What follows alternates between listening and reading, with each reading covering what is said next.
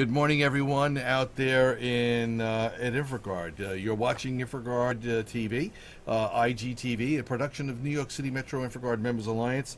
And with us is Richard Horowitz. He's an accomplished attorney as well as a private investigator here in the New York City area. And Richard has been all around the universe, and you can read more about him up on our website. We do have a link attached for you there. All right. Like I said, accomplished attorney, certainly a veteran of the Israeli military as well. All right. And Rich, thanks for making the program with us today. We certainly do appreciate it. We've got some things we wanted to talk about, and I know we've been kind of pressing you on this triangle report, which is all good stuff. All right. We've been speaking about the triangle report, and why don't you give us an assessment of the threat of the homegrown terrorism? What is your assessment? Well, the assessment, my assessment, is that this is a threat that has to be constantly monitored, and it's a threat that if we don't take whatever measures the law enforcement professionals think are necessary, we'll have a lot more problems than we've had in the past. You mentioned the Triangle Report. There's one sentence in the report which says that prison does not seem to be a major source of Islamic radicalization. One of the people I'd like to have call in as a guest is Patrick Dunleavy. He's a retired correctional officer. He's written a book on radicalization in prison. So the threat is something that seems to emerge without warning in various parts of the country, either Muslims who have come here and lived for a while, for a decade, people who have grown up and later on in life converted to Islam and perpetrated threats or attempted to, or people have come from overseas. Not only the 9/11 hijackers, there have been others who've come from overseas, attempted to plot or perpetrate an attack, and were not successful.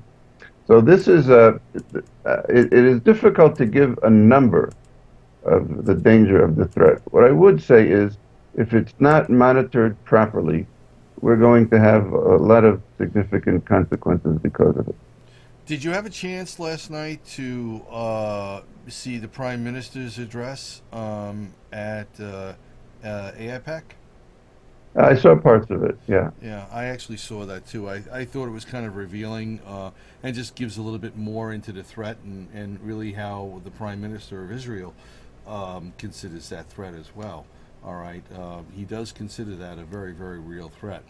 We've talked about a lot of things. What plots have taken place that can illustrate the threat that maybe our listeners aren't aware of? Well, we've spoken about, let's say, the three significant plots that were all thwarted in 2011. One was to detonate explosives at 4 DC metro stations. Mm-hmm. One was to fly a remote control plane into the Pentagon or the Capitol filled with explosives. And the third one was just a week or so ago. Someone was going to, he thought he was armed with a functioning suicide vest, an automatic weapon, and he was going to shoot the security guards at the Capitol, penetrate the building, and detonate. So those are three plots alone in 2011.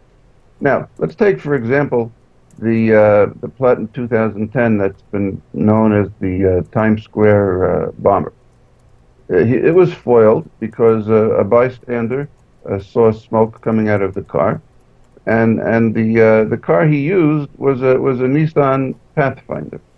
Now, in 2004, I believe, somebody was a British citizen was arrested because he came to the States and was plotting attacks as well. He had an idea of having a vehicle detonate near the New York Stock Exchange and other landmarks in that area. Mm-hmm. His idea was to use a limousine. So we see that they're thinking clearly. I mean, the best that the Times Square bomber could have gotten his hands on was a Nissan Pathfinder. But if you want to have a vehicle detonate in near the New York Stock Exchange, a limousine would seem more inconspicuous than a Nissan Pathfinder. So they're putting effort and time into it. Now, the JFK plot, for example, in 2007, that was thwarted.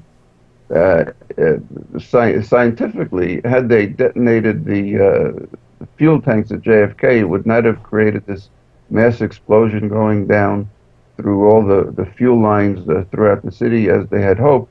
But that's what they planned. That's what they planned to do. They didn't realize that in terms of physics and chemistry, that would not have happened. But one of the four people arrested in that attack said that he expected this attack to be more catastrophic than 9/11. Now, luckily for us, it was thwarted, and luckily for us, he didn't understand that all the fuel within all the pipelines would not have detonated. But on the other hand, we have other plots that have been thwarted where, or hadn't been successful, where the explosives that were going to be used were PETN and TATP. Now, the day that the public at large knows what those two acronyms mean is not going to be a happy day. But if these terrorists are getting their hands on these types of explosives, the threat is significant. And again, back to the Triangle Report, whether there are 20 arrests in 1 year or 26 in another year, that isn't the point. That's not how you assess what the threat is. The way you assess the threat, which is something hard for the public to do, is to know what intelligence information law enforcement has and what efforts it has taken to thwart these plots. Now, one thing I'd like to speak on, not today, but we'll have a few sessions on it, I hope, is the entrapment issue, which we touched upon last week. Because now we have, I don't know what to call them, but I'd call it the entrapment movement. People who are claiming that whenever the FBI uses undercover informants, that's entrapment because these defendants could not have executed the plots without the assistance of the FBI, which is an incorrect explanation of what entrapment is. So I'd like to spend some time on that. Well, we will. We will certainly in our follow-up sessions be getting more into that. Certainly do appreciate that. We're going to take a short break here, Rich. All right, and when we get back, we're going to ask you to hone in a little bit deeper on who is organizing these plots, and perhaps you can give us the memory video of the week, if you would. Yeah, I think this will be a worthwhile segment to have. This is the memory clip of the week. Memory stands for Media Research Institute. MemoryTV.org. You'll find dozens and dozens a week of newly translated Arabic and Persian television segments. They have thousands over the years. All right, Let's we're try, gonna give you plenty of time to get into that when we come back. All right.